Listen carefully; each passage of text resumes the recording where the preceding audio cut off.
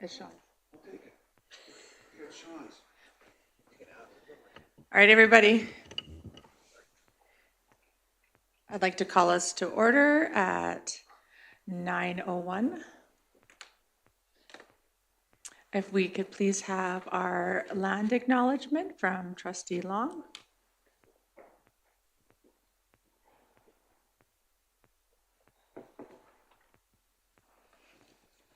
Yeah. Okay. Welcome to our division office, located on the traditional land and territory of the Niitsitapi, Piikani, Kainai, and Siksika, the Blackfoot people, who are within the Treaty 7 region of southern Alberta. Thank you, Trustee Long. If we could please now stand for O Canada.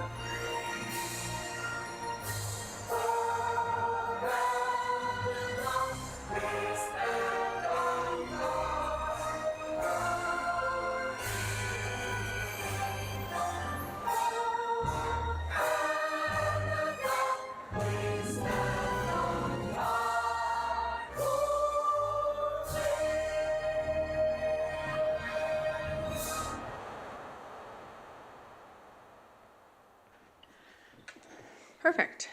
Now we're moving on to our consent agenda. It is a recommendation that the September 22nd, 2025 consent agenda be approved by the Board of Trustees as presented or amended. Can I get someone to make that motion? Trustee Long?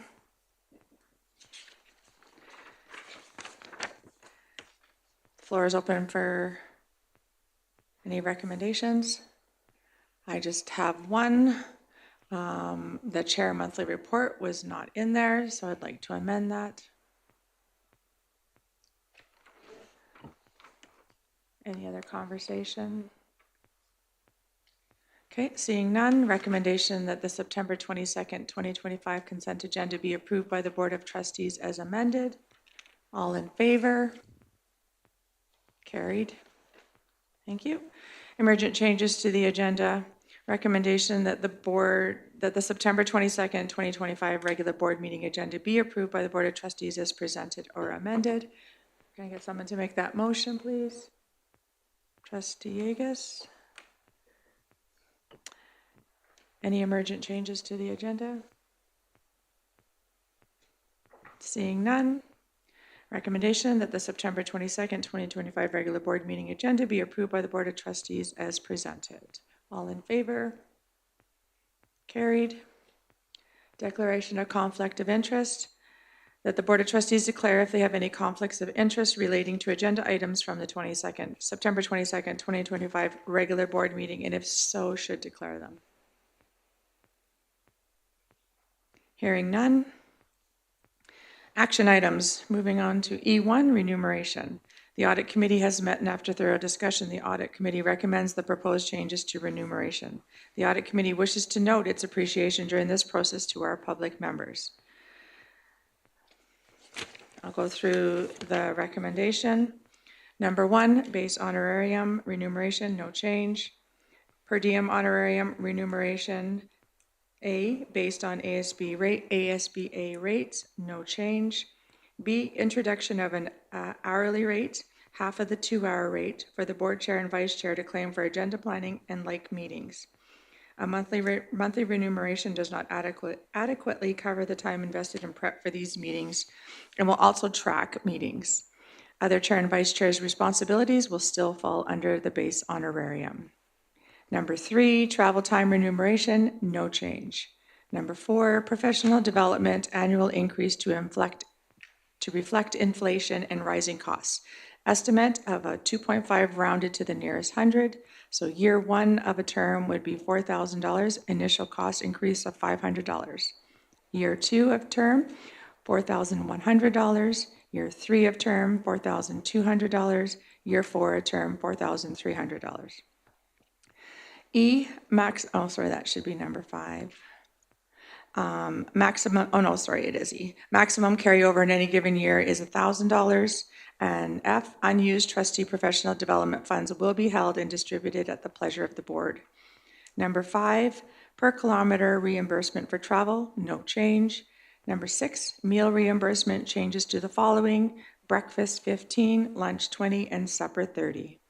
Recommendation that the board approves the changes as presented or amended, and for the new board to have the final approval in October of 2025. I'm making that motion as I'm the chair of the trustee Toon. Yeah, no, thank you, Madam Chair. I would ask that you consider removing yourself from the chair for this so you can be part of the discussion and debate. Was there anyone else who would like to be chair, or Mr. Perry, would you take over the chairing of the rest of this portion of the meeting? Okay, Mr. Perry? Or the portion of the meeting, I'm not giving it all away, sorry. The portion of this E1. All right, Mr. Perry, I'll turn it to you. Just a minute. Okay, there we go. All right, Trustee Hodges has read through the preamble and provided the motion. I'll let you speak to that motion, Trustee Hodges. Thank you. The audit committee met while Trustee Gimber, myself, and the 2 public members, Martha Radcliffe and Marilyn Welsh, met with Mr. Perry, and we went through our remunerations, and we had good discussion around our PD and around the chair and vice chair's time commitment. And and the lunch and breakfast, of course, and supper, the recommended changes presented to everyone here. We felt that this was something sustainable, and we would like to now present it to the board and have a thorough discussion around that. So I'll leave it at that. Okay, thank you. Is there any comments or questions? Trustee Long. So, some information from Remuneration Committee. I have 2 questions, actually. The first one would be why the difference in year for PD in terms of first to fourth. Why did you not go the opposite route, 4,300 for your first term, which could be new trustees, and to 4,000 on your last term, when you've already done 4 years of PD in your 4th year? Even I understand that your 4th year is not necessarily your last year. You might run another term, but I just question why you wouldn't reverse that. Comments? So that's Yep. Trustee Long seeking clarification. Does someone want to speak to that? Okay, Trustee Gimber. Yeah, I believe that the reason it was 4,000 in year 1 versus 4,300 in year 4 is just to reflect inflation. It was meant to be a flat 4,000. That would be present value or future value of that value in year 4.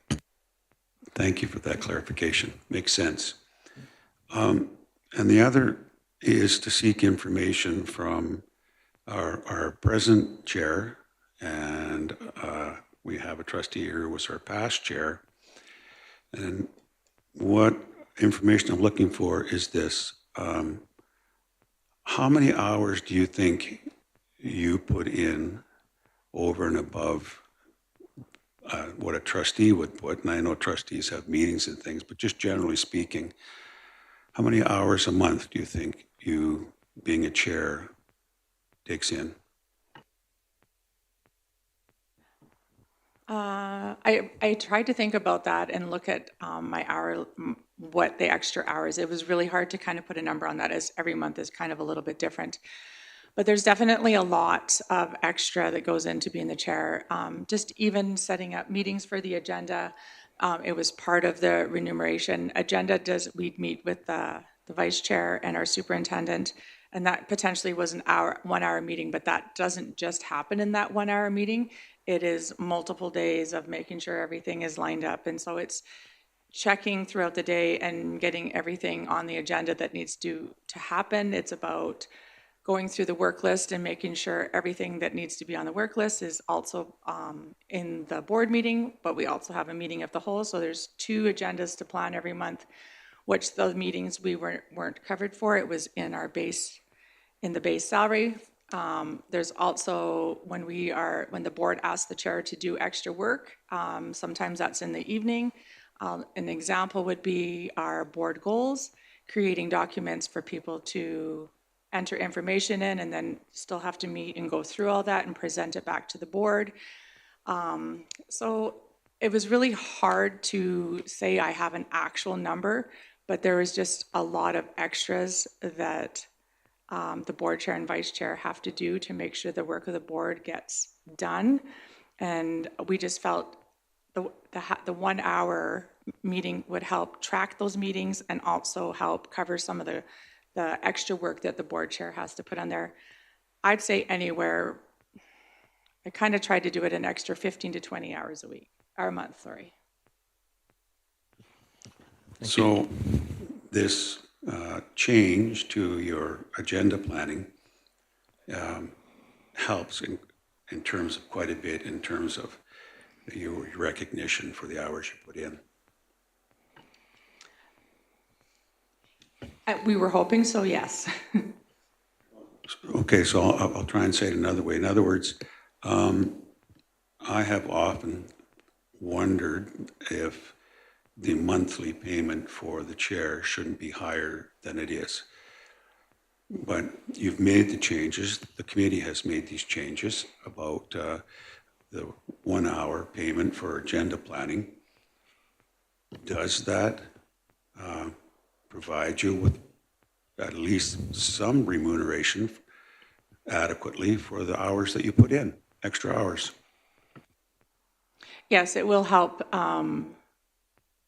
It will help with some of those extra meetings, and I think that it also, and that also we put in there too with like type meetings too. And so I think having a conversation with the board, if this passes, then I think that those kind of meetings can fall under those 1 hour meetings, because not every meeting needs to be a 2 hour meeting where you're overpaid, but just making sure that the extra work is covered. Thank you. Thank you. We'll go to Trustee Toon. Thank you. To Trustee Long's question, Chair answered that there was a lot of things that happened in the month.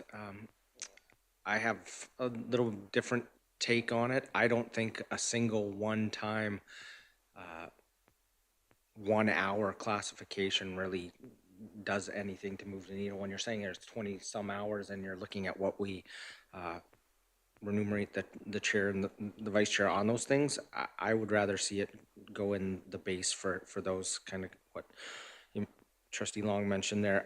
I think it's good to track things, and you can put it on the timesheet that meeting took place without a charge, so it knows it happens. But what happens if you can say you have 4 agenda planning sessions that month? It doesn't help with the budgeting aspect of it, and I think that reducing it to an hour is, I think, a struggle, because we already are so fragmented in how we remunerate ourselves that creating a new category for one specific meeting, I think, is kind of inequitable. I'd rather see it be put in the base. Another couple things just to throw out on the table. I kind of disagree with how the PD aspect of it is set up. We were really intentional as a board in approving a staggered, so there was more dollars at the start to set the board up for success. And I get the rationale of saying inflation, that it increases, but it doesn't increase. You're not reducing it in the fourth year when PD opportunities might not be as readily available or as prudent to do that. I think that having more dollars set aside in the first year, like we did currently in the system, I think is more beneficial. And I don't see anything in here that helps address inflation in the base honorarium. We're pretty set on how we do with ASBA rates and the rationale on why those are a good thing, because it helps with budgeting and continuity and not having to tweak the system multiple times throughout a term. That's great, but I would rather see something like we have in our negotiated settlements that we currently have, where it's a percentage recommendation for 4 years, but approved the first year. And again, it's a struggle with all this because this isn't ours. We're making a recommendation to the next board, but I appreciate the thoughts the trustees have of trying to set them up in their first year to have something recommended to go off of. Thank you, Trustee Toon. Any additional? Yep, Trustee Churchin.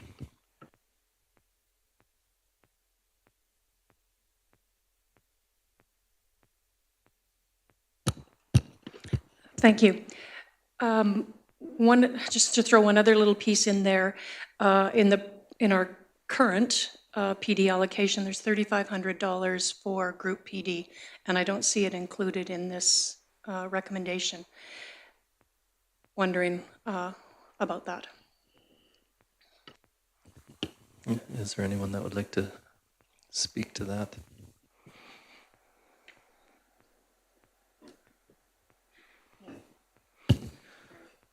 Trustee Yegas, go ahead.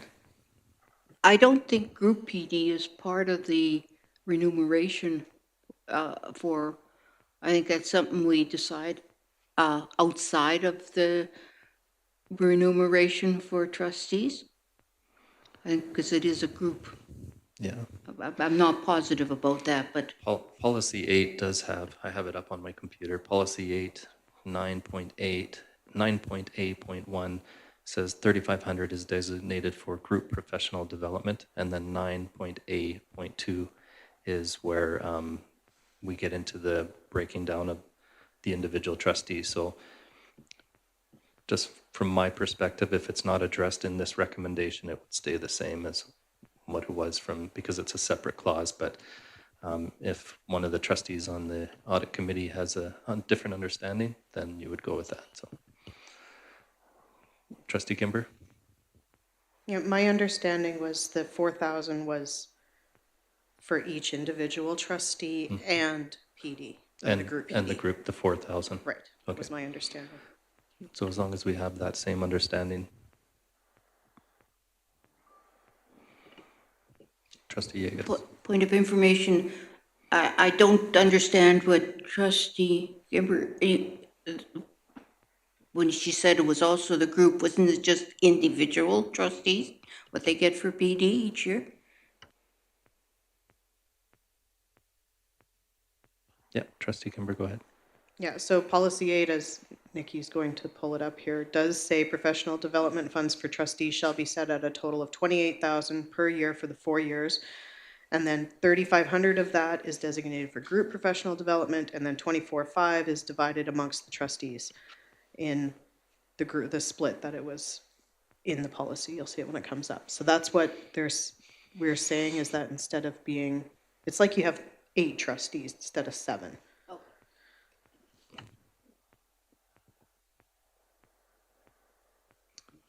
Trustee Long. To the committee, I like the fact that the unused trustee professional development funds will be held and distributed. One of the issues we've had in the past is that a trustee that's not going to use their PD did not have a process where they could give money, their PD money, to another trustee, and I like that. And I would ask our board chair, because we're public, what is your monthly allowance? What do you get paid as a monthly salary? Yeah, it's just, sorry, Mr. Perry. It's just in our appendix, right? Oh, yeah, oh. So the board chair is 566.67 cents.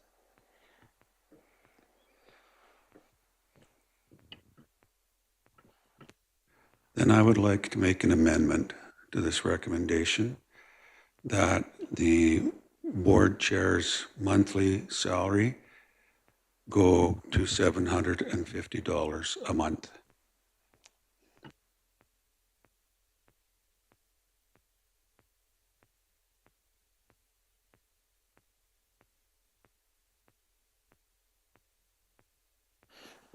Okay, so we have an amendment on the floor.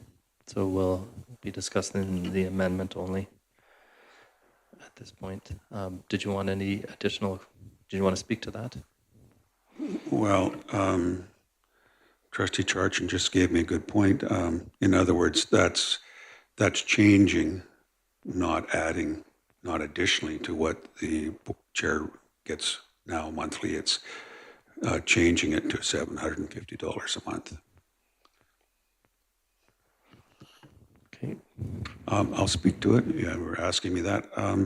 Yeah, I do not think our chair is remunerated sufficiently for the amount of hours they put in. I appreciate the 1 hour payment for agenda, but just from the conversations I've had with Trustee Toon and Trustee Hodges over the last 8 years, it's an incredible amount of extra work.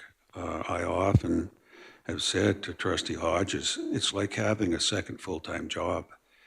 There are many, many hours involved in provincial affairs and the letters she receives and all the information she has to pass on to trustees. And yeah, I definitely support increasing their monthly salary so that they are adequately remunerated for what they do.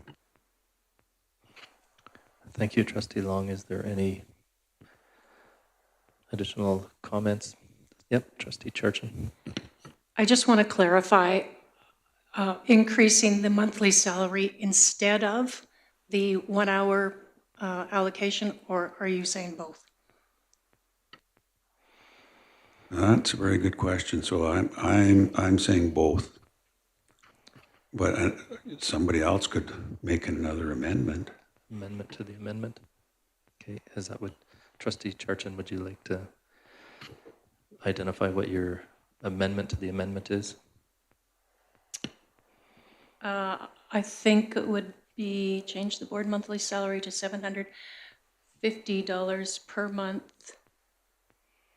I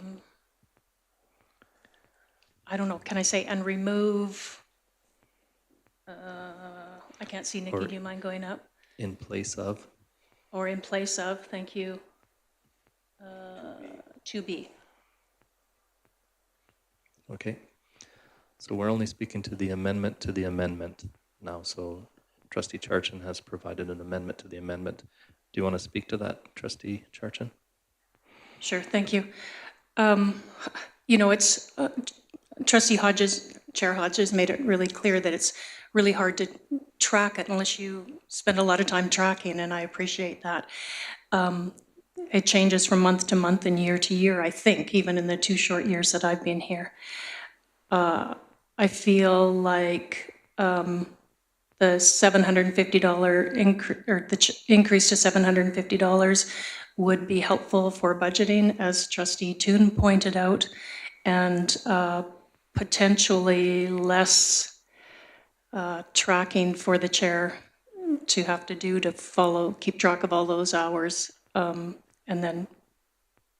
what's involved with that. Okay, thank you. Is there any comments, questions from other trustees? Trustee Yegas. I'm in favor of the amendments to it. I think the chair does a lot of work that they're not really recognized for, and I would really like to see them get the remuneration that they deserve. Yeah, I gather there is a second amendment now. right? Yeah, so we're Yeah, speaking yeah, and to, I think this is fair too. okay. Any additional comments, questions on the amendment to the amendment? So that is that the 750 would replace the 1 hour hourly rate. Okay, if there's no additional comments, Trustee Charchin, would you like to close? No? Okay, we'll call the question on the amendment to the amendment. And that is where we, in place of 2B, added to the original amendment. So all those in favor of this amendment to the amendment? Okay, it's unanimous, so there's none opposed. Okay, now we're to the amendment again. So the new amendment is change the board chair monthly salary to $750 per month, which replaces the originally proposed hourly rate. I don't know if you want to do that better than what I just said.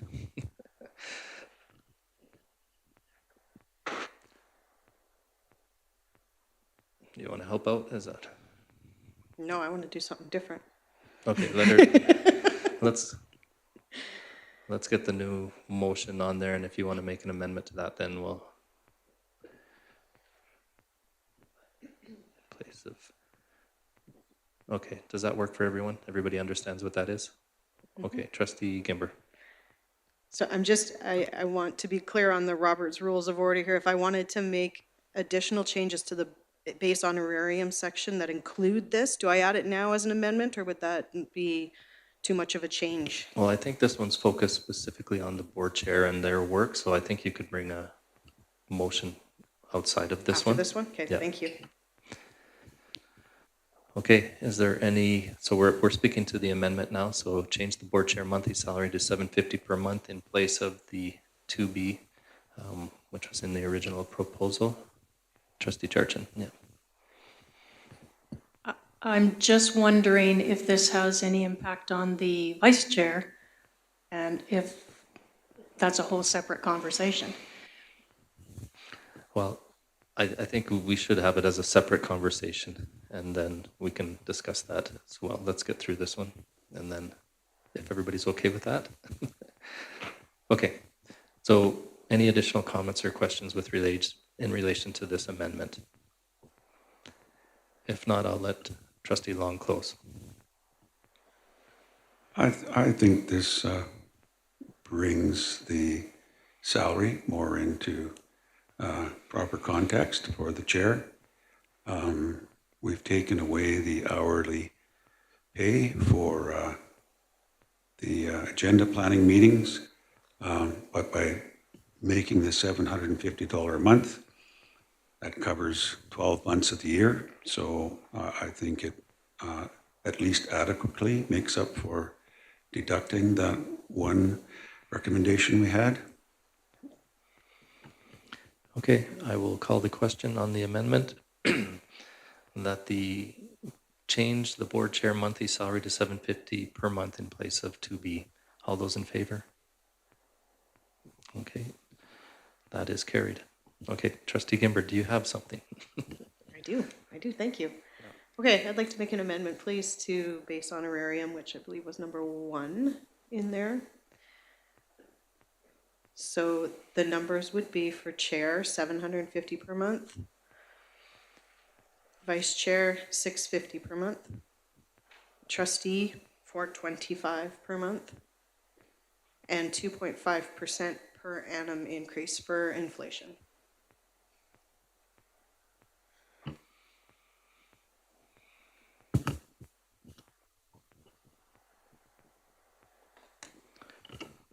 Do you like to speak to that? Yeah, so just following along a lot of the conversation we just had with regards to chair, I think the vice chair does a lot of extra work outside as well, so there should be a similar kind of increase to theirs. The trustee one, I just bumped up a little bit to get rid of that 67-cent thing that we had going on. And then the trustee Toon had mentioned there was nothing in there for inflation, so this would kind of go in line with what we had discussed as a committee with number 4, the 2.5% inflation.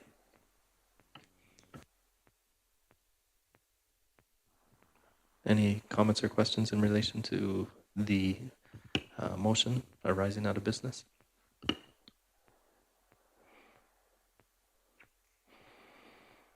Trustee Hodges. I just want to say thanks for the recommendation for the change in this. I appreciate the recognizing of the work of the chair and the vice chair, but also trustees. And so I appreciate the annual increase because there hasn't been anything in our policy around the increases of the cost of living type things. And so I think when you become a trustee, there's a lot of work that's involved in it. And so I appreciate everything that's been brought forward here. And I would support that. Thank you, Trustee Hodges. Any additional comments or questions? Trustee Yegas? Yeah, I am also for this because I agree. I feel that for both the chair and the vice chair, there is a lot of work to do, but also for the trustees. I think the load is becoming more and more with all the changes that are going on. So I think this is a good practice. Thank you. Thank you, Trustee Yegas. Anybody else or any other trustees? Comments or questions? If not, I will let Trustee Kimber close. I'm good, thanks. Okay, well, we will call the question. So the motion is to change number 1 base honorary to chair 750, which that has already been changed. Vice chair to 650 from 491, and trustee to 425 from 416, and 2.5% yearly increase for inflation. All those in favor? Okay, that's carried. I will turn the chair back to Trustee Hodges.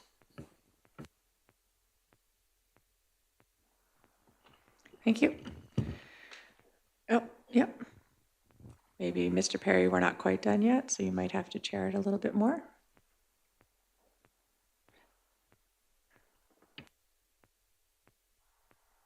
Sorry. Oh, yes, sorry, we only got through the amendments. I apologize. Nice try. Yeah. Okay, so that was the amendment to this then. And now we'll look at the overall recommendation that the board approves the changes as presented or amended for the, you're moving it on me. For the new board to have final approval in October 2025. Trustee Kimber, do you have a comment? Yeah, I have an amendment to make, please. Okay, I'm going to try something, see what happens here. Okay, the PD section, I would like to make an amendment that we have $5,000 in our group professional development per year. And then we do away with the bulk for each individual trustee, reduce it all the way down to $1,000, just so that we can attend the speakers' corners. But everyone is allowed to attend one conference per year.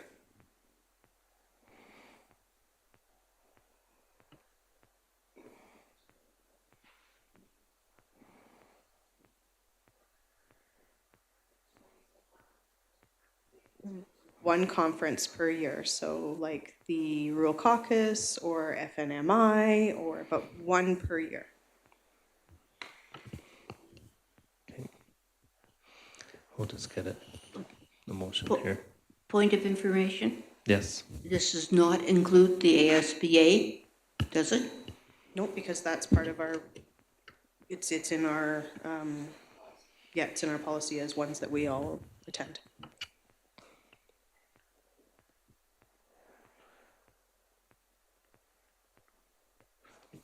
okay. Does that meet what you're communicating? Yeah, so just to wordsmith that a bit better, Nikki, let's do, instead of and do away with bulk, I know I was just kind of rambling there, but go PD, $5,000 in group PD, and reduce individual trustee PD to $1,000 per year, which would allow, you don't have to write this, but that would allow everyone speakers corners every month that everybody seems to enjoy lately. And then all trustees can attend one PD conference per year.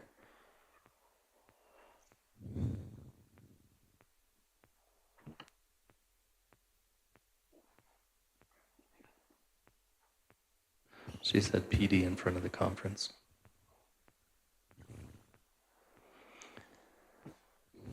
Okay, would you like to speak to this, Trustee Gimber? Sure. So I've been thinking and reflecting on my last 4 years and where I found the most value in my PD that I attended. And I found that there was always one, maybe two. I mean, you could say that there was another one, but having that extra $1,000 there, if I decided I did not want to attend the Speakers Corners and put that towards a second conference, I could do that theoretically. Having the one conference there per year, this last year was not very good because our amounts had been reduced so much that that fourth year amount was not even enough to cover the registration fee on a PD conference this year. So by saying that we are valuing the PD conferences that are out there, that everyone can attend one per year, and we know that they change in price, they've definitely gone up in the 4 years that I've been there, it isn't restricting trustees from being able to attend those. I know that on this board, there is some people that think that they find value in the CSBA ones, the ones that are out of province, and that they save up or were wanting to save up for those. This would mean that that would not be possible, but I don't think that should stop the conversation from happening at the board table. If a trustee feels strongly enough that they should be going to a CSBA, bring it up at a board table and have a conversation about it, what they feel that they can bring by attending it. It doesn't mean they can't go. It just means it's not part of our normal PD. If you do the calculations on this, I actually think it would be less than what we're currently spending, and bumping that $5,000 for group PD, that's where we get our board team building from. And that's somewhere that we have struggled in the past, is to be a cohesive board together. So this would increase the funds available for that. The $3,500 right now is not even really enough for one session for us as a group. So that's kind of the thought that went into all of this. Thank you, Trustee Gimber. Is there any comments or questions? Trustee Toon, did you want to? Yeah, thank you. I would propose an amendment that the one PD conference per year from an approved list. If we have a curated list that can constantly be changing and things that we see, it gets to Trustee Gimber's point of if something isn't cost prohibitive, if CSBA is in Alberta 1 year, then it can easily be on the approved list and not create any additional costs.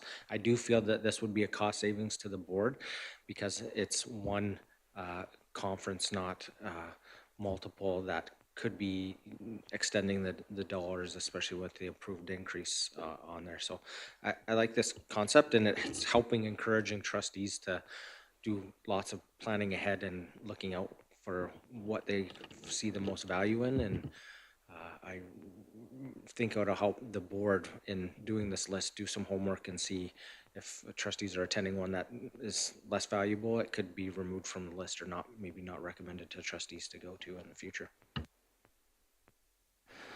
Okay, before we move on, Trustee Hodges, Trustee Toon, can you help her finish that amendment there? Yeah, change one PD conference per year from a board approved list.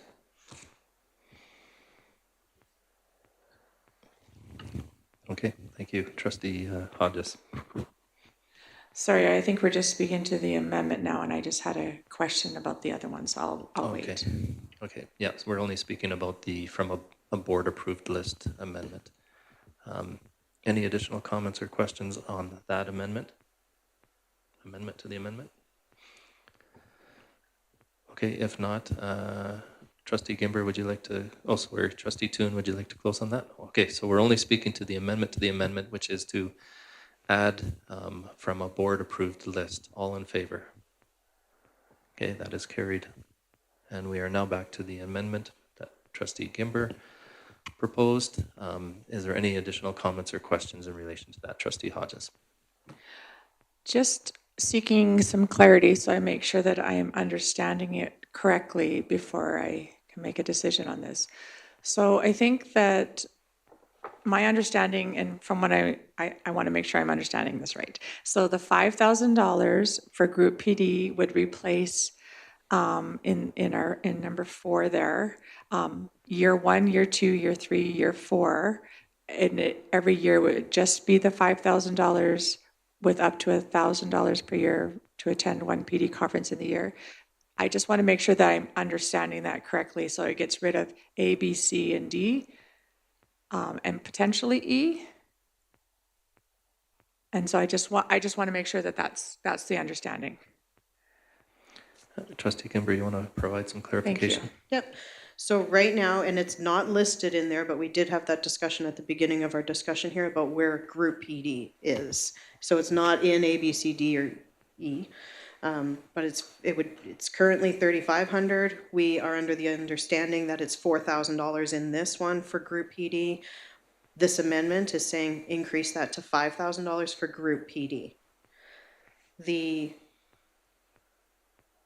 And I guess it would have 2.5% unless we specify, I don't know.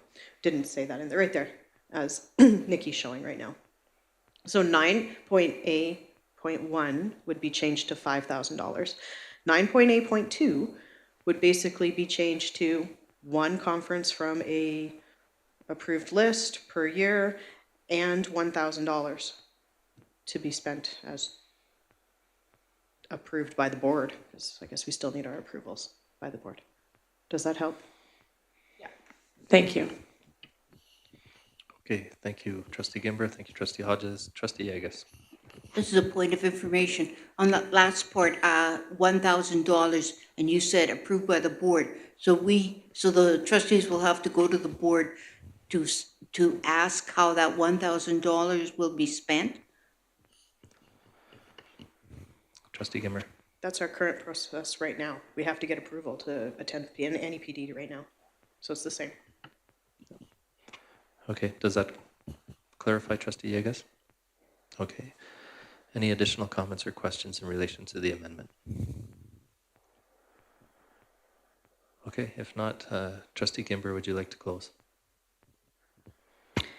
No, I think that this kind of, I think a lot of things with this. There's a lot of time that goes into preparing PD reports and submitting them at meeting of the wholes and whatnot, and the presentations. This is an opportunity for us to attend the conferences, which we have all found a lot of value in. And if we're all not going to the same one, we can bring that information back and share it at the board too. So if if in the past you've been used to going to 2 of them and now you can only go 1, if we get into the habit of sharing what we learn, especially the most important parts, then we can all still take advantage of the PD that the other trustees are doing. There is a cost savings in here for our board. We're always looking for that right now. I think it's just a nice way to put it all in one nice package that is easy to understand compared to what we have right now. Thank you, Trustee Gimber. Okay, with that closing, we will call the question on the amendment. So change item 4 above to PD to 5,000 for group PD and reduce individual trustee PD to 1,000 per year. All trustees can attend one PD conference per year from a board-approved list. All in favor? Okay, that is carried. I will not. No, I will not. Eventually, I'm going to turn this chair back over to the... Okay. All right, so now we're to the original motion, which that the board approves the changes as presented or amended, which would be amended for the new board to have final approval in October 2025. Trustee, is there any additional comments or questions? Yes, go ahead. Yeah, sorry to do this, but I want to just make sure that we were kind of clear that on what happened to 4E and F. because like there is still two pieces in there that we didn't address in that conversation that we just had. So I just noticed as Mr. Perry was reading it off, he said change all of item 4. And I missed that. I meant it to be 4. I Yep. don't know. We need to have that conversation, I think. So E and F have not been changed at this point, so it's just the changes within 4 that have been revised through your amendment. So if you're okay with them the way they are, they would be part of this motion. If you're not, then there would be an amendment. Yep, Trustee Toon. Yeah, I would leave it the way it is, and then after we pass this motion, I would make a motion saying that the next board has a conversation to discuss how if any unused trustee development funds would be distributed. I don't like the ambiguity of saying they'll figure it out and not having a set, this is how it happens. And that way they have some discussions on what their will is. I think this motion sets them up for success, but I agree those should be addressed, but I don't know if we'll come to a consensus here that would not be beneficial for them to have a discussion about it. Okay. Any additional comments? Okay, so can you just go to the top of that motion again? We've changed a few things in it. Okay, so 1 has been changed via amendment, and that the hourly rate has been removed in number 2. Travel time, number 3, has not been changed. Number 4, only A through D has been changed, and then added the additional group PD part of it. Number 5 has not been changed, and number 6 has not been changed. So if everybody is clear with that, okay. So if there's no additional comments, then we'll let Trustee Hodges close. Oh, Trustee Charchin. Thank you. I spent a lot of time looking at this motion. What am I doing wrong?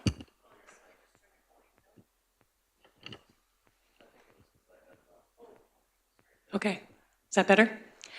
I'm a very strong believer in professional development. Very strong, it's what I do in my other job. I had actually thought about opposing the increase in professional development based on the tight budget that we just passed, what I know about the amount of professional development that other people in the school division are available to because of funding. But I think that we've come to a really, really good, something that can work for us. And like Trustee Gimber said, it should reduce our budget a little bit. The one thing that I would like to bring to attention to us and to others is that we do, as mentioned earlier, we do go to the ASBA conferences, which of course are great PD, great learning opportunities. They come with a price tag. We've been approved other Rural Caucus, First Nations, Métis and Inuit, and a variety of other conferences. And just to be aware, and I know there's going to be a new board, but just to be aware of the additional PD that we get in addition to what we're putting forward here from a budgetary perspective. Thank you. Thank you, Trustee Charchin. Any additional comments or questions? Okay. If not, Trustee Hodges, will you close on this motion, please? I will do that. I'd like to thank everybody. This was just a starting point that was presented here, and I appreciate all the changes that were made. I think this board is setting the new board up for success, and so I just want to say thanks to everyone, and yeah, looking forward to approving this. All right, thank you, Trustee Hodges. With that, we will call the question that the board approves the changes as amended for the new board to have, and for the new board to have final approval in October 2025. All in favor? Okay, that is carried. And now I will pass the chair back to Trustee Hodges. Yes, now you can hand it back, Jeff. And we're going to now move on to E2, our borrowing resolution. Enclosed with the agenda is a copy of the proposed borrowing resolution for the 2025-2026 school year. The recommendation that the Board of Trustees approve the borrowing resolution, which authorizes the board to borrow such sums as the board may deem necessary to meet current expenditures during the 2025-2026 school year. Can I get someone to please make that, Trustee Yegas? Trustee Yegas, did you want to speak to it at all, or did you want to turn it over to Mr. Perry? I would like to turn it over to Mr. Perry. Okay, thank you. So this is an annual motion that we bring forward via the trustees for just setting us up to be prepared in the event that our cash flow hits a point in any given month where we have to dip into borrowings. We currently have not had this happen over the past many years. I'm just going to go to some points that I made about it as well. Like I said, we haven't had it happen in the past many years, but we do like to take dollars that we have for some projects, so our capital projects, and we like to invest them to ensure we get as much interest as possible to be able to put towards those projects and things of that nature. And so sometimes we have dollars in investments that we don't want to break, or else we potentially lose interest that we've earned and gained on that. So time management with regards to cash flow is really important. And we strive to ensure that we have the available cash flow for the expenditures that we need. This is just a precautionary measure in that if we had to dip into it for a short time to give us the ability to access the additional dollars and pay that back, then we'd have that ability to do so. So we've done this every year. We haven't dipped into it because our cash flow management has worked, but there's months where you don't know what kind of expenditures you might have, and they may spike to a level where we may be getting close to that. And as we reduce our reserves, so as you know, typically when you have reserves, you have dollars set aside.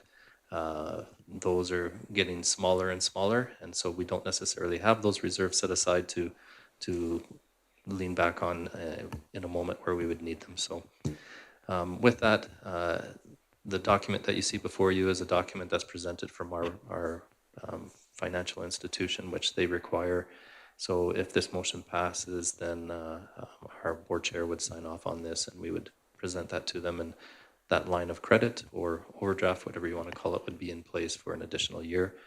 These funds have to be paid back by August 31st, which is in line with the Education Act, which doesn't allow us to borrow outside of other processes. So, and with that, I'll just leave that unless there's additional questions that trustees might have.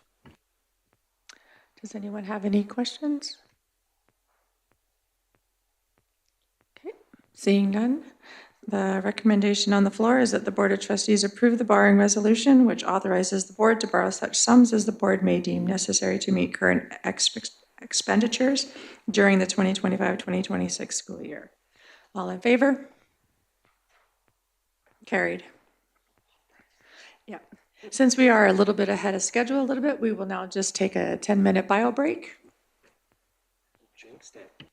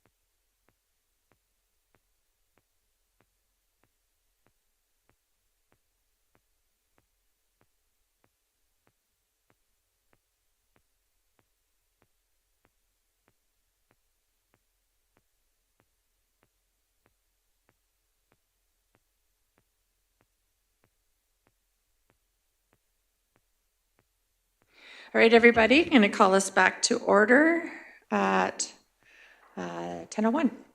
Okay, so we'll move on to E3, making committee of the whole meetings public, rationale. Governance principles. Transparency and accountability. Open meetings are fundamental to democratic governance, allowing stakeholders to observe decision-making processes and hold elected officials accountable. Public access to meetings ensures that the board members act in the community's best interest and that decisions are made openly rather than behind closed doors. Inclusive participation. Public meetings enable parents, staff, students, and community members to participate in system governance, offer input, and stay informed about policies, budgets, and educational priorities. Public interest. Community trust. Residents are more likely to support school initiatives, budgets, and policies when they understand and can see the board's full deliberations and rationale. Educational stakeholders. Parents and teachers gain insight into decisions affecting curriculum, safety, and resources, empowering them to advocate effectively. This solution has been recommended in past board evaluations. This motion aligns with the Livingstone Range School Board with best practices in transparency and community engagement, strengthening governance, and fostering public trust. Implementation, it will ensure that all board meetings, whether regular or committee of the whole, are accessible and inclusive for all stakeholders. It is the recommendation that the Livingstone Range School Board recommends that all scheduled and future monthly regular board meetings and committee of the whole meetings shall be open to the public. Agendas will be posted and access provided in person and or virtually and will be recorded. This motion is made by Trustee Toon. Would you like to speak to it? Yes, thank you, Madam Chair. I apologize for the lengthy background there. But this is something that has been discussed, I think, a few times in our time as a board and has come up in multiple board evaluations that this is a more effective way to be transparent as a board, and a lot of boards have all their meetings in public. I think back to some of the great discussions that happen at committee of the whole meetings, and I think the public would benefit in hearing how and when we receive information. It doesn't change the function of our other meetings, but I think it helps facilitate more openness and transparency in how we operate.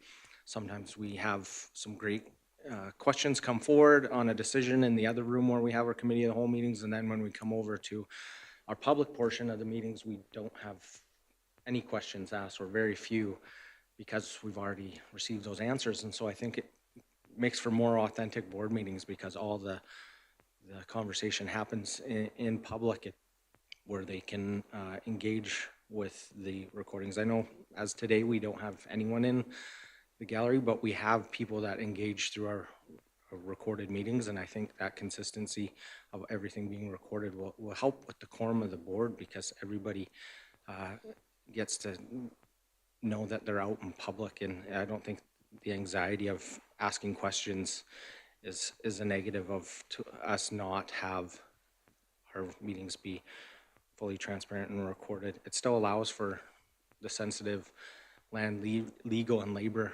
discussions happen in camera, but it provides a forum where I think will require a lot less special meetings, because we'll have that consistency of regular public meetings where it could just be tacked on and be a part of it, and we wouldn't be scrambling to find those other solutions. So I'll leave it at that, Chair, and look forward to some great discussion around it. Thank you, Trustee Toon. Okay, the recommendation is now on the floor for the board to discuss. Trustee Charchin.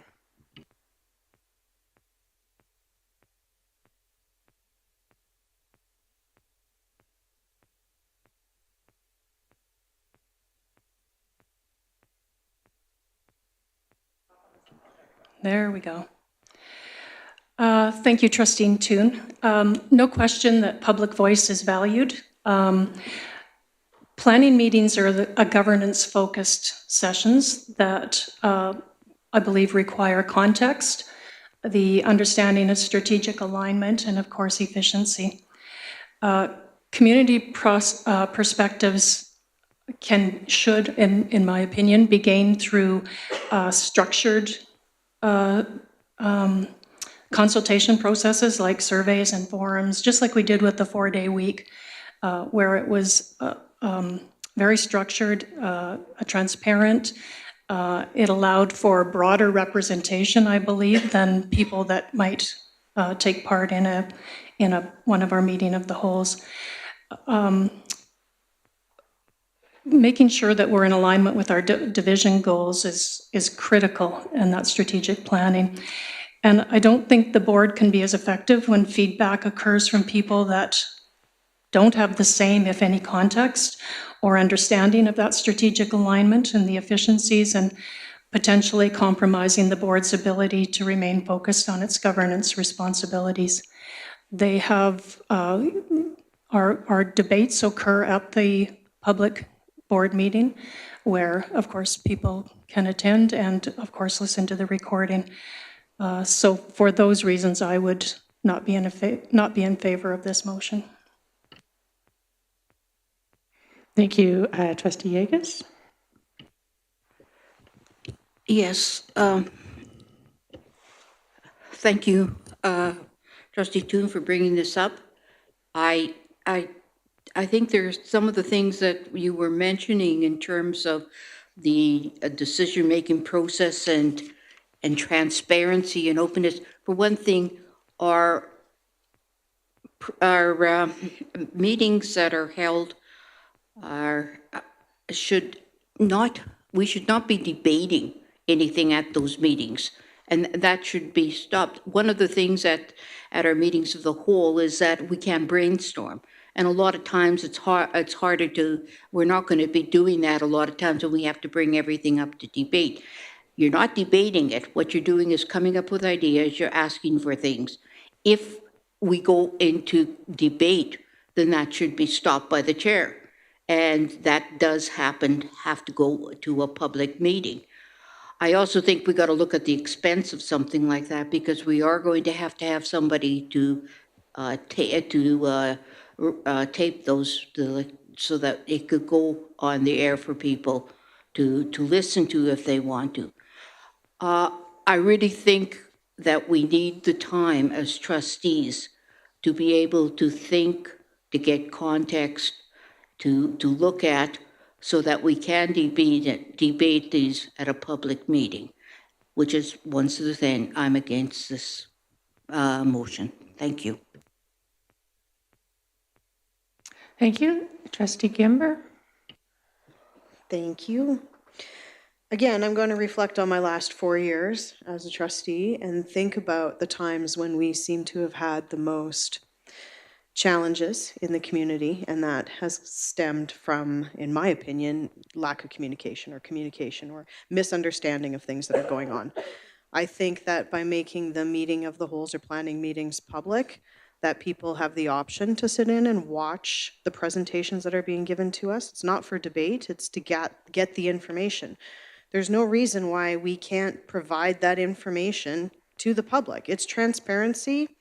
It would solve a lot of the miscommunication and ramblings that the public seem to go on when they don't understand why we are saying and doing what we're doing at the board meetings, because they weren't there to receive the information at the meeting of the wholes. So I am certainly in favor of this. I don't think that we have any reason not to allow the public in to hear what we're receiving, if it's not land legal and whatever the other L is right now. Thank you, Trustee Gimber. Any other questions or comments? Trustee Charchin?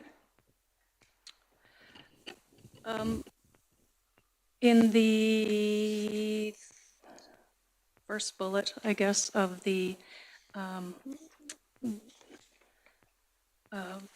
Trustee Toon's sharing with us is inclusive participation. Public meetings enable parents, staff, students, and community members to participate in system governance, offer input, and stay informed.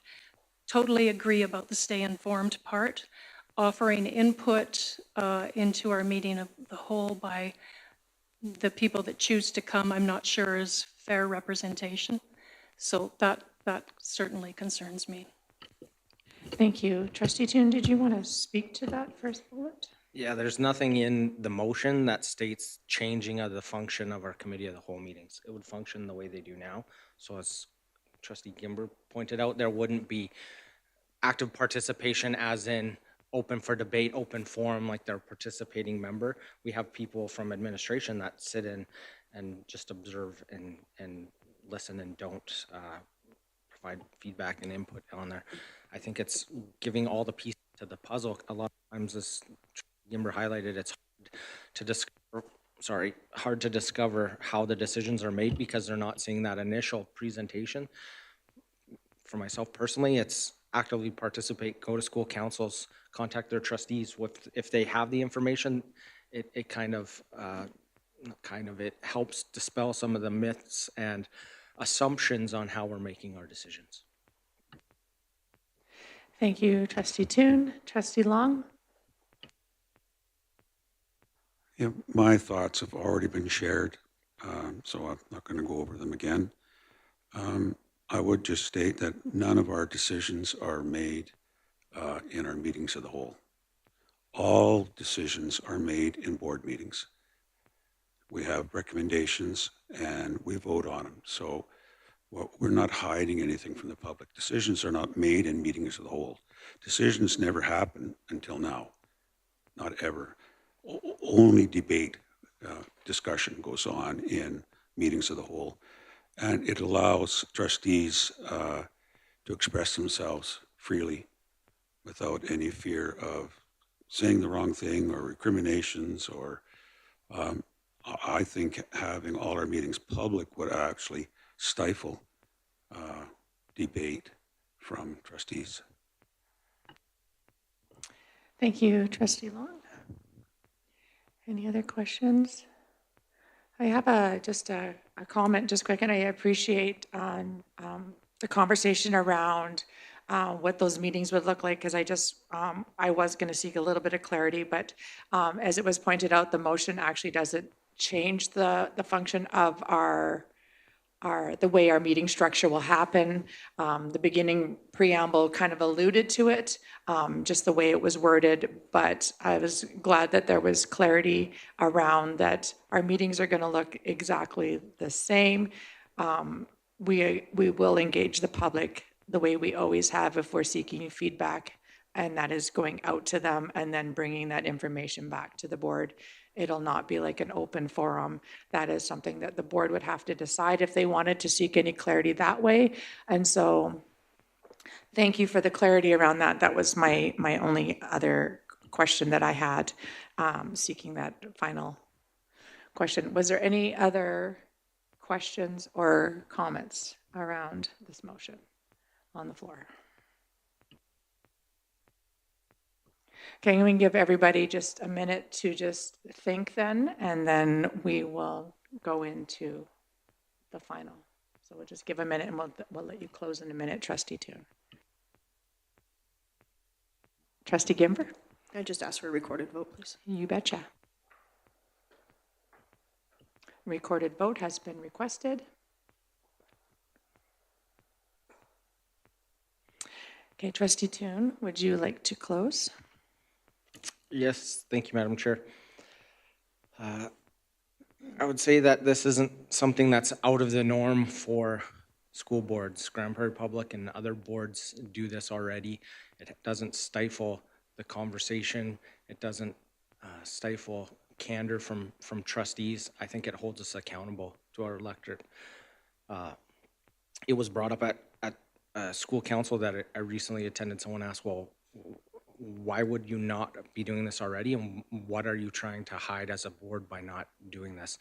Because they assume that something's happening that may or may not be happening because they can't physically see or hear what happens. I think this only brings positives. There isn't a cost to this. Our secretary, Nikki, does an amazing job of attending our meetings, and there is no cost for us putting this on YouTube, so there's no additional cost. And even if there was, I think it would be worth paying a reasonable amount to make sure that we're being as transparent as possible. We've sat with governance experts that review our dealings as a board and know our challenges and our functions and have said, this should be something that we should look at doing. And so that's why I brought this forward. I think this would be beneficial. I think back to the challenges that we've had as a board, and it stems from conversations in, I'm going to say it, trustee behavior that happens in that room that wouldn't happen in here in public. I think we're on our best behavior when we're here and it's recorded and we're in public.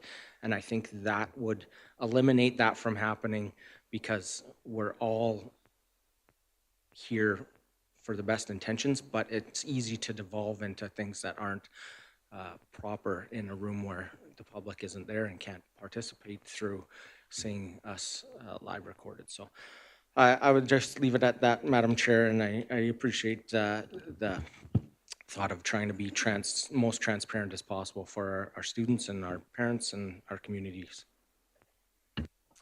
Thank you, Trustee Toon. So the recommendation on the floor, excuse me, recommendation on the floor of the Livingston Range School Board recommends that all scheduled and future monthly regular board meetings and committee of the whole meetings shall be open to the public. Agendas will be posted and access provided in person and/or virtually and will be recorded. There's been a request for recorded vote. I'm going to call the question now. All in favor?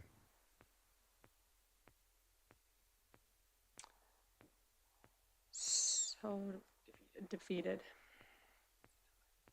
Yeah, I was like, which way does that go now? I couldn't remember. Okay, that was defeated.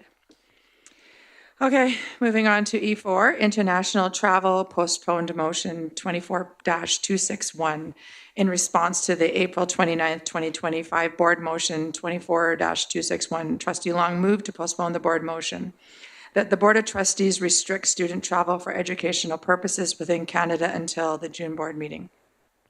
Senior admin will provide information to the Board of Trustees regarding international student travel. It is the recommendation that the Board of Trustees restrict student travel for educational purposes within Canada for the 2025-2026 school year. Can I get someone to make that motion? Trustee Charchin? Trustee Charchin, did you want to speak to that or turn it over to the senior admin? Mr. Beaton, who is speaking to this today?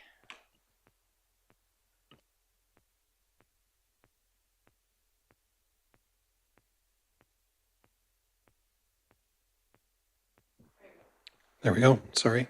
I'm going to ask Deputy Superintendent Feller to speak to this one as well.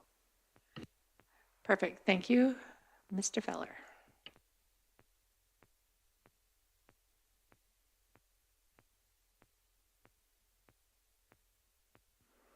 Okay, I think we're working now. Last year, when this information was brought forward, Superintendent Daryl Seguin had been in talks with our administrators throughout the division who are bringing forward some concerns around international travel. One being the increased workload that it takes in order for each of these individual schools to ensure that all of the safety requirements are in place, as well as filling in all of the forms, getting people on board to be able to support that, whether it's through increased staff involvement or community involvement. Secondarily to that was the worry around the liability for the jurisdiction when our schools are participating outside of Canada and the current challenges that are faced in our world at this point. So that was the basic premise behind bringing these things forward. Thank you, Mr. Feller. So right now we have a recommendation on the floor for a motion for the board to discuss. Any questions or comments? Trustee Long and then Trustee Charger. Superintendent Beaton, have you had the opportunity to have this discussion with administrators? And have our new administrators had an opportunity to even think about this before responding? Thank you, Trustee Long. No, I haven't specifically spoken individually to administrators about this motion, and I would suggest that in this school year anyway, they have not.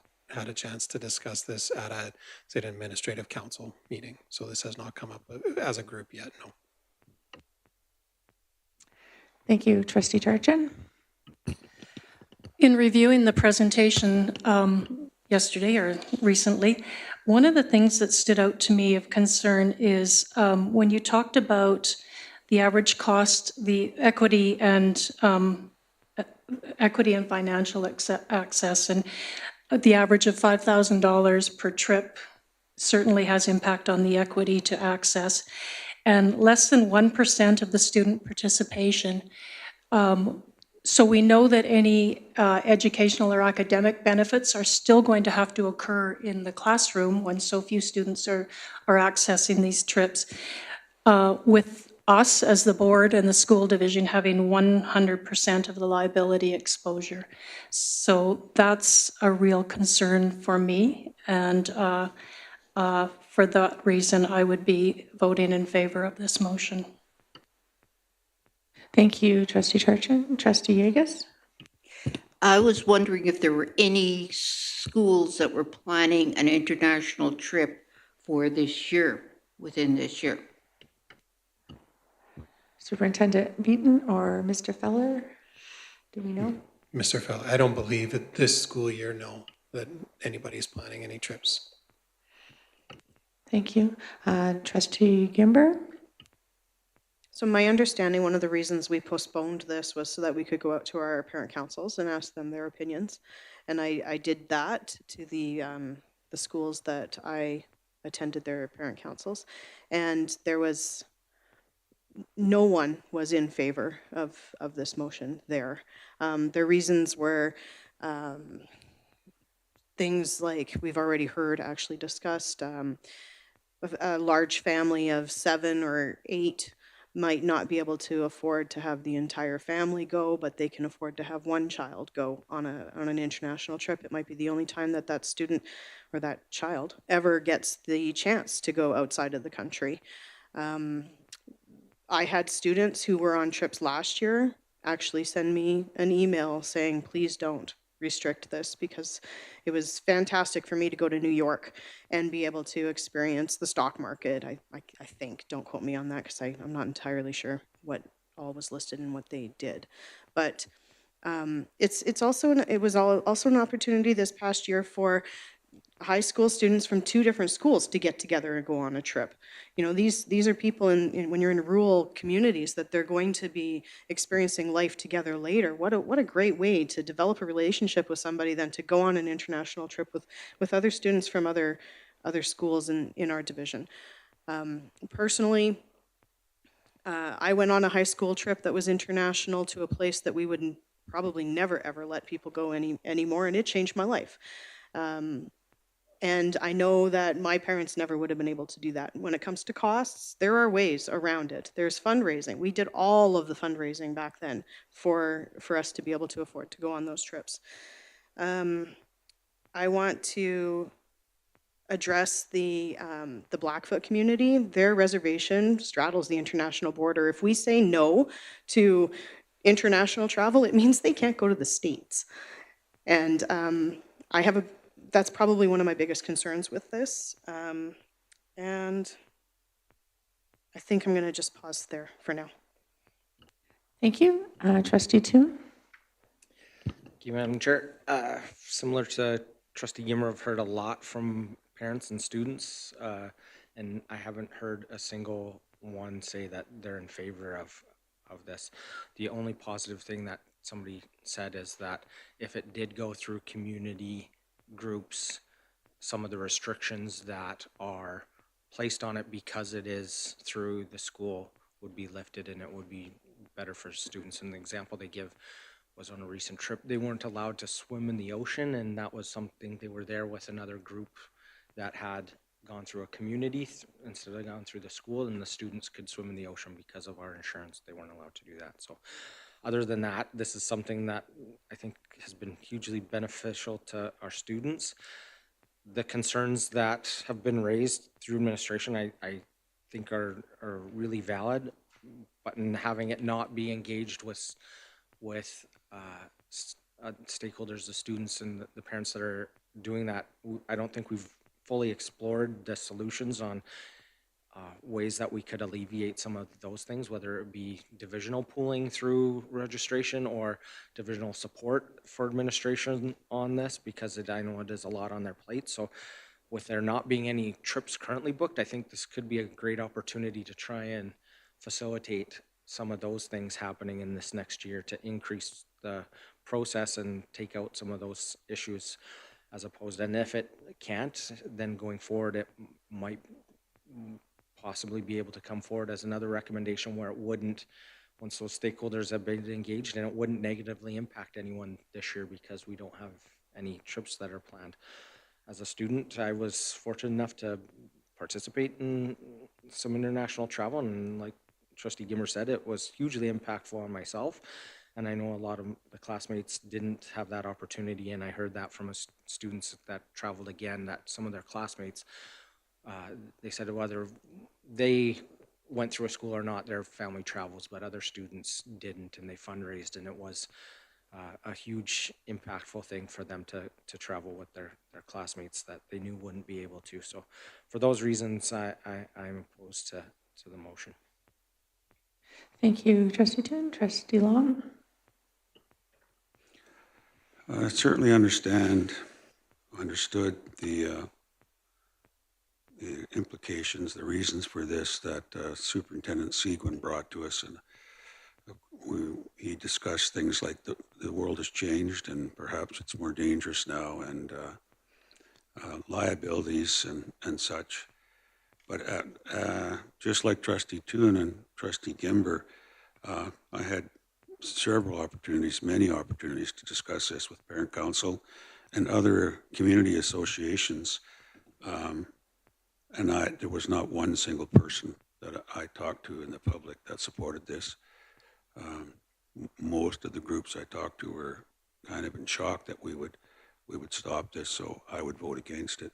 I would add to that the tour companies that we hire to do these trips are going to really be diligent about where students go and how they're looked after, and I have my trust in them. Thank you, Trustee Long. Trustee Yegas? Yeah, I've thought long and hard about this, and also the councils that I've talked to, the people I've talked to, parents, they seem to be very against banning this or saying no to it.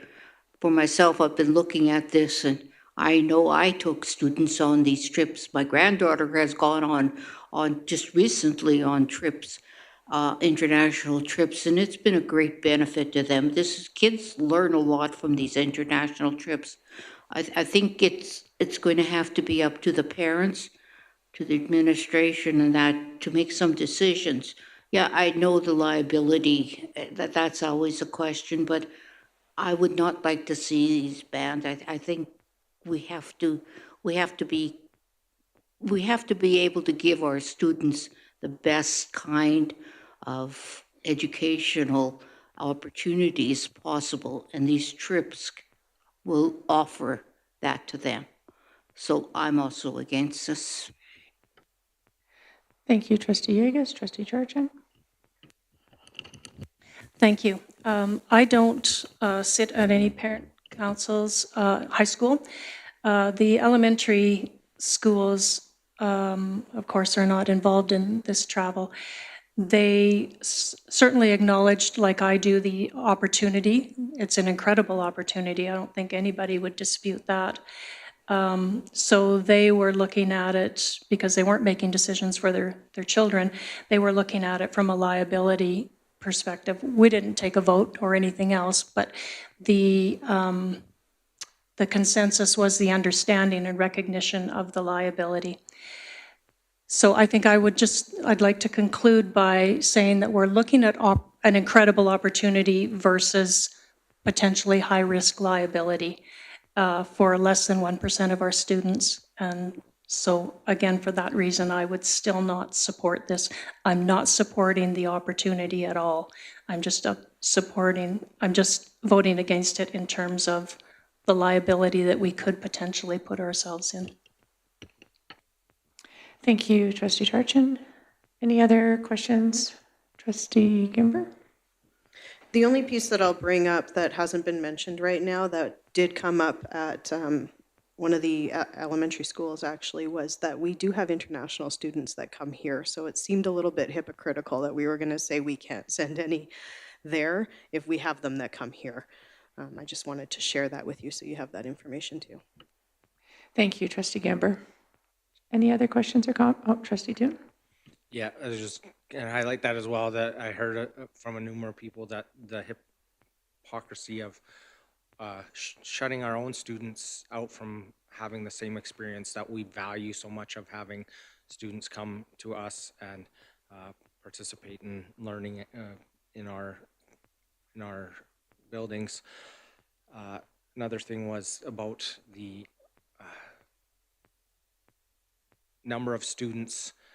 Trying to find more ways to increase the number of students was something that parents said that they would like to see, that if there was more done to help facilitate discussions in the school and longer time preparing for trips, that it would be more attainable for the people. If sometimes they felt like it wasn't discussed, that next year there could be a trip going somewhere and get kids excited and get them fundraising and preparing for that.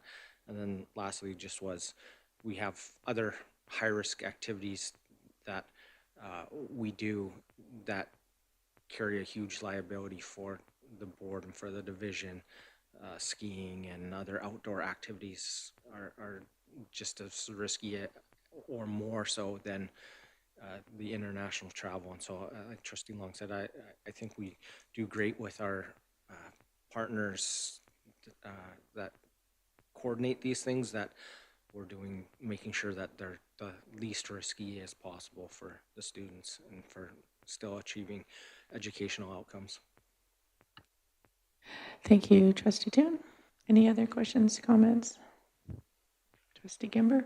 May I have a recorded vote, please? Yeah, a recorded vote has been asked. Any other comments? All right. Trustee Charchin has made this motion so that the Board of Trustees restricts student travel for educational purposes within Canada for the 2025-2026 school year. Would you like to close, Trustee Charchin? Thank you. I'm just going to say one more time to really consider the risk of liability. Thank you. Thank you. So request for a recorded vote. I'll now call the question. Recommendation that the Board of Trustees restrict student travel for educational purposes within Canada for the 2025-2026 school year. All in favor?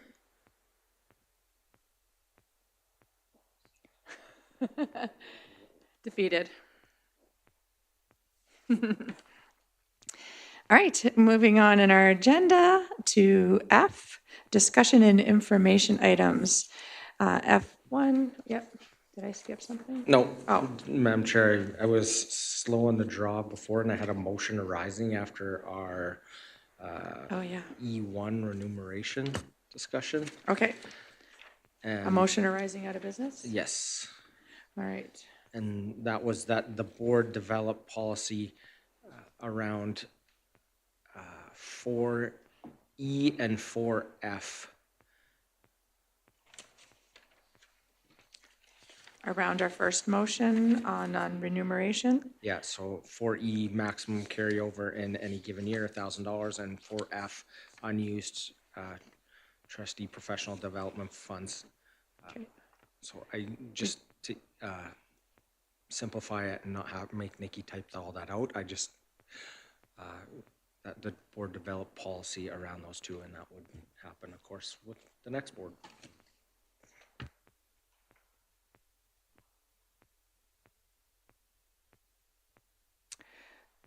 So Trustee Toon, you're asking for the next board to develop policy around items 4E and 4F and policy 8? Yes, correct. Thank you for that clarification. Okay.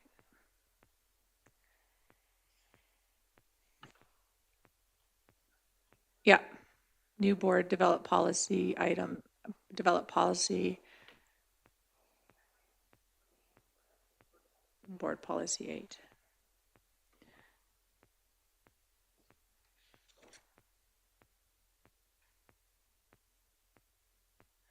Do we have to vote on that? Okay, so we had a motion arise out of business, so we just need to vote on whether the board is accepting that as this motion coming onto the agenda. All in favor of this arising out of business for this motion to be on the table? Carried?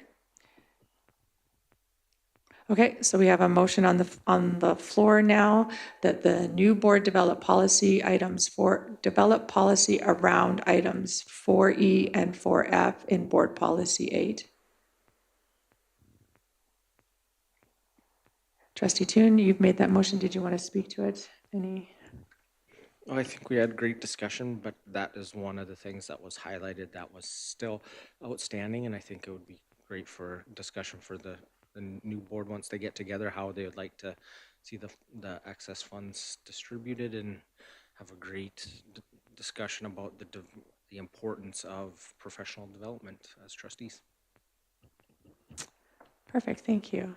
So that would be item E5 then. We can list that as to Nikki.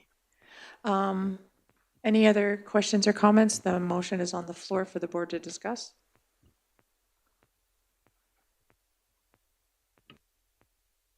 Shut myself off. Okay, seeing none, I just want to say thank you, Trustee Toon. This does clear up the previous motion and make sure that the new board will have a discussion around that. So the recommendation on the floor that the new board develop policy around items 4E and 4F in board policy 8. Trustee Toon, did you want to close? No, thank you. All right. I'm going to call the question that the new board develop, motion arising out of business for the motion that the new board develop policy around items 4E and 4F in board policy 8. All in favor? Carried. Perfect. Now we're safe to move on to discussion and information items. All right. We're going to move on to F1, 2025 to 2026 preliminary enrollment numbers. Mr. Jeff Perry, Associate Superintendent of Business Services, will review the preliminary September 2025 enrollment numbers. Mr. Perry.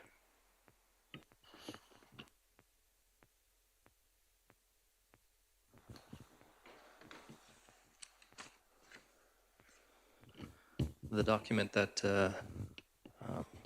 Ms. Litwin will be providing or bringing up on screen is preliminary enrollments.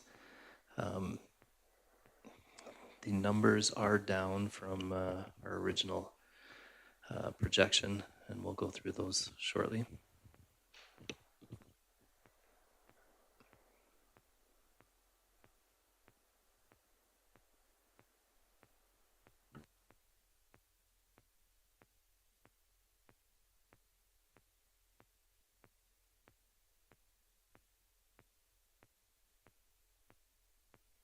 Okay, thank you, Nikki, or Ms. Litwin. This document is the document that we've used in the past. So this is going to be projection versus what our actual is. Some of the headings were not changed, so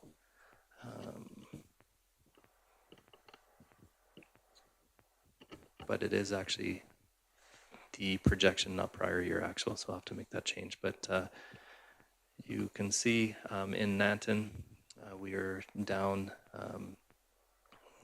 quite a few students, mostly in the elementary school.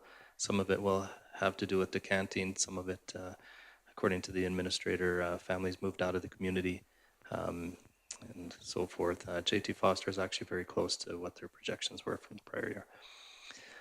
Stavely is right on what their projections were. Claris Homeschool is down slightly, again in the elementary school, again families moving out of the community. Granham is down from projections to 39 versus 47, and there's an array of reasons for that. Again, most of them would be families. It doesn't take very many families to move out of the community, and there's down students there. Fort McLeod is very close to break even. Pincher Creek is close, but they're down 14 in the high school. Livingston is close to what they projected, and the Crow's Nest Pass is down significantly from what there was projections. Mostly they're in the elementary schools. And still waiting for a little bit of feedback on what that is. Again, most of them are families moving out of the community. Again, these projections are done from January, and so significant things can change from January to September, and life changes for families and things of that nature. So it is a concern, and we're continuing to follow up. These aren't the finalized numbers. These are within the first 2 weeks, and so we'll get more additional information and bring that to you at the beginning of October. But it does provide some concerns with regards to what impact it'll have on our funding. International students are up 19. Those are all the 61 students in the current semester. Some of those will go home at half. I think just over 50 is what our FTE will be for the year. Outreach is a little bit down. Virtual school is usually slow to get going. We have students join later on. So it's not uncommon to be down initially, but they anticipate that they will also be down. And so you can see where that leaves us at the end of the day. So we are actively seeking more information as to where they've gone, why they're leaving or where they're going, and how many more have come in since these numbers were provided. So again, the bottom section hasn't been adjusted, so we won't look at that. It's been a challenge for some of the high schools to bring their numbers with so much change in administration and things that are going on in the schools. And so we have Mel and myself and others looking at the numbers in detail and identifying, what the actual numbers are. But the early indication is that we're going to be down from what our projections were. So, any questions? Thank you, Mr. Perry. Trustee Yegas?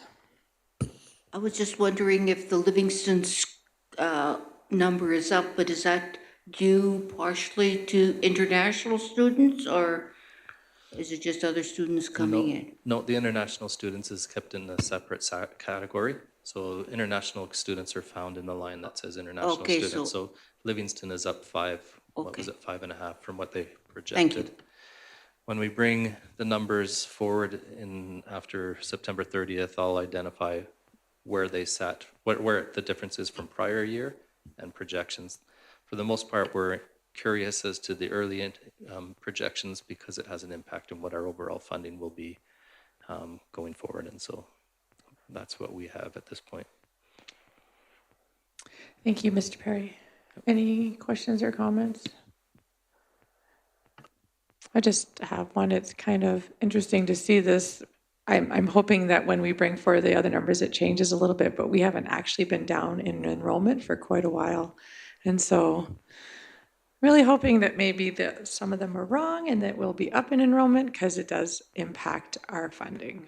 So, all right, if there's no other comments, thank you, Mr. Perry. We'll move on to F2, our capital projects, Nanton and Peaks. Mr. Jeff Perry, Associate Superintendent of Business Services, will update the Board of Trustees regarding the current Nanton and Peaks capital projects. Mr. Perry. Okay, well, there was some exciting things that happened over the past week in the capital project side of things. So on Thursday, in the previous week, thanks to Carly Bond, who organized it, we were able to hold a ground turning ceremony for the Nanton projects, which I thought went really well. And I'll just indicate who the participants were and so forth. So participants and guests included Nanton School staff and students, which also participated in the singing of the national anthem and observing the ceremony, as well as participating in the turning of the dirt. Representatives from the board, from the town of Nanton, the MD of Willow Creek, the Nanton Enhancement Committee was represented there, and that's the group that's fundraising for the additional square meters in the Learning Commons for the elementary school. The media was there, Alberta Infrastructure was there, GJA Architects, who are the individuals that are over the project and helped with the designing of the project. Shunda Construction was represented there as well. And I'm sure I'm missing someone, but those were the vast groups that were there and represented at the ground turning ceremony. So thanks to Charlie Mappin, the AB Daily School principal who emceed the event, Brenda Southgate for setting up the sound equipment, and our maintenance team who set up the stage chairs and the dirt to turn. The project itself, looking beyond the ceremony, which I assume Carly is doing communications on, if she hasn't already done that. But as far as the project itself, it is underway. Perimeter fencing is around the site. The site has been turned over to Shunda Contracting, and they've done lots of earthwork in preparation for the project. So just a note that no one should be accessing the site except through Shunda Contracting and with the proper personal protective equipment.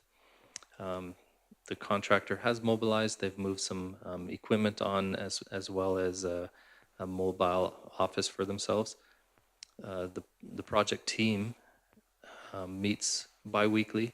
That includes GJ Architects, their professional team, Alberta Infrastructure, LRSD project support team, Shunda Construction, and subtrades as applicable. So we do have a communication plan to, as the project progresses, to take pictures and share those with the community, give updates as to what currently is occurring and leading towards the project. So that's the update for the Nanton schools. Maybe I'll just pause there and see if anybody has any questions in relation to that, or any comments with regards to how they felt the ceremony went. Trustee Charchet? I'm not sure if I had a little glitch and missed this, but if I didn't, if you did miss it and I didn't have a glitch, thank you to Elder Morris Littlecheap and wife Betty for providing the blessings. Yes, thank you for sharing that. Trustee Toon? Not a question, but I just want to give a big thank you to the school staff for Charlie for organizing it and emceeing it. It was a great way to celebrate. It was nice that there was dirt piles in the background. I think it created a nice ambiance that things are actually happening. I felt a little apprehensive turning dirt when the dirt was already way more turned behind us, but it was a great event and awesome way for the community to celebrate the start of some amazing projects. Thank you, Trustee Toon. Any other comments? Okay, seeing none, carry on, please, Mr. Perry. Okay, so the other capital project that we have ongoing or at the beginning stages is our Peaks Collegiate Campus project. And the first thing I want to say is just a huge thank you to Alberta Education for their guidance and supports for this project. The resources that they've made available for this project are very much appreciated. This project has somewhat been delayed as we've attempted to work through, with the overall available resources and coming to a design that fits within that. So we are there. We've gone to tender. The contract has been reviewed and approved for signatures. The startup meeting has occurred. The contractor has been to site with their trades to plan mobilization for next week. So we're excited that that project is moving forward as well. And, to have two capital projects ongoing at one time is, for a small jurisdiction is quite unheard of. For large jurisdictions, they've got projects going on or whatever, but just thrilled that we have these two projects and that they're moving forward.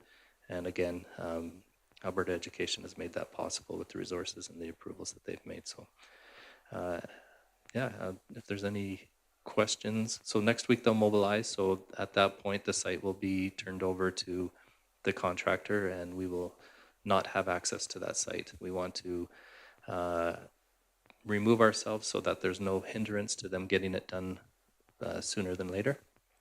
We have had lots of discussions, and this is not necessarily my area, but about place-based programming and how that continues in the division. It's not one site that's really important to place-based. It's,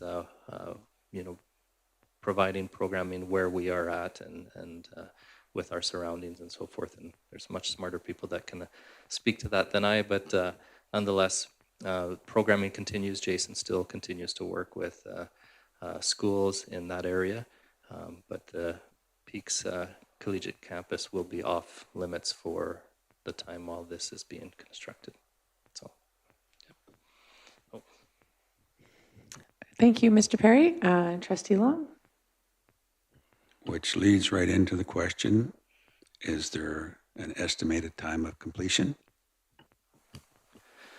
So there is an estimated time of completion.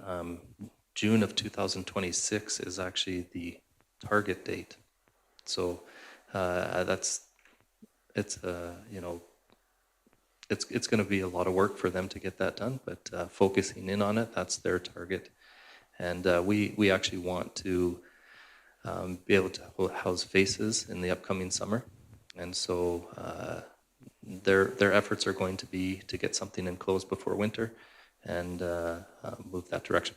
But again, there's no firm timelines. I have just aspirations. Winter will dictate how things occur. But given the fall we've had, if we can get some more days like this, then they can move pretty quickly. So hopefully that's the case. If not, we will adapt and potentially have part access to that site for faces if it needs be. But right now, the contract date talks for June. Thank you. Trustee Charchin?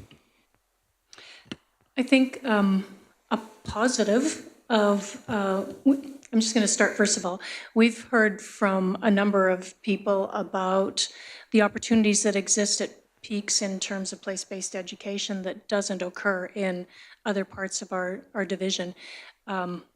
We know that that is not actually the case, that Jason and Griff previously were working in other schools, but this gives Jason a real opportunity to be intentional and perhaps more time spent in developing those and helping schools and teachers understand and develop their programs in their place. So I feel quite excited about that opportunity, and sometimes things have to happen to provide that. So I think that's a positive. Thank you, Trustee Charchin. Any other comments? Perfect. Seeing none. Was there anything else, Mr. Perry? No, that's everything. Okay, thank you very much. Due to us being ahead of schedule a little bit, we did have a lunch break scheduled for 12:35, but I think that we will just move to in camera. Oh, Trustee? Yeah, when we move to in camera, we can. Trustee Toon, did you, before we moved? Yeah, before we move in camera, I just had a notice of motion, and I submitted that to Nikki, but I'll just read it out right now as it was sent in, that the Board of Trustees developed a student trustee program and approve it at a future board meeting.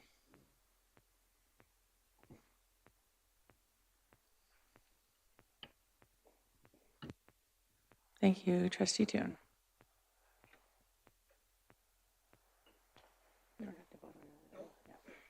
All right, we have that notice of motion recorded, and so we will now move to in camera. It is recommendation that the Board of Trustees go in camera at 10:55. Can I get someone to make that motion, please? Trustee Yegas. So we will be moving to in camera and then possibly lunch. We will not be returning. Oh, yes, we should actually do that. Sorry. Thank you, Nikki. Great reminder. We're going to pause the in-camera just for 2 seconds because we are going to move to the end of our agenda and develop our key messages and our press releases. Are they not on the agenda? Oh, me too. And we had lots of eyes on that. We missed that. All right, everybody. So Nikki's bringing up our key messages up there. So what would you like to see as our board key messages? Trustee two. An update on our capital projects, highlighting what Mr. Perry shared about Nanton and our exciting news about peaks. Perfect. Trustee Turchin? The international travel decision. Perfect. Anything else? Trustee Yeager? The borrowing resolution?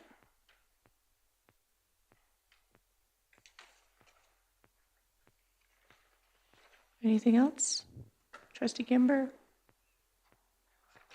I actually think that the preliminary enrollment numbers, and I'm not too sure about the borrowing resolution. I'm trying to think of, sorry, but. We've done it before. Yeah.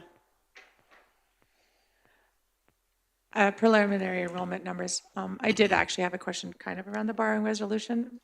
I don't, but I mean, yeah, we can leave it on there. It's fine. Anything else? Is everybody, oh, Trustee Long? Nikki, when it comes to the updates, would you put in there the projected completion date of peaks? Just a reminder, because I think that's important. People are going to want to know that. Perfect. Is everyone okay with the 4 key messages? Okay. Those are our 4 key messages. And did we have any press releases? Trustee Dan? Yeah, I would say that update on number 1, both those items would be great to share as a press release. Update on capital projects. Okay. Trustee Long? Preliminary enrollment numbers? I think I might wait on those ones because they are preliminary and they are not approved numbers. I Okay. think I would wait, and then when it comes back to the board table with the actual numbers, then that'd be something that we could do as a, yeah. Thank you, though. Thanks for the thought. Anything else? Everybody's okay with the key messages and press release? Okay, perfect. Oh, no, just kidding. Trustee Toon. Not okay with the press releases, just with getting thrown off by us being so far ahead. I just don't know what to do with ourselves. But just wanted to say publicly before we close, appreciation for all of the board for their willingness to put their names forward and do this all again. It's been an amazing 4 years and almost getting through with all of us coming back or not. I just wanted to take this opportunity to publicly thank everybody for their service. It's been an amazing time being a trustee with all of you. Thank you, Trustee Toon. I actually was going to do that too, and you're right, it just got all thrown up. I actually do have one other quick thing that I would like to acknowledge. At the zone meeting, they had a trustee recognition of long-term service trustees that have served more than 2 terms. So we had Clara Yegas. We all received certificates. Trustee Yegas has, how long have you served, Trustee Yegas? 4 terms. She has served 4 terms. I had myself for 4 terms, Trustee Toon.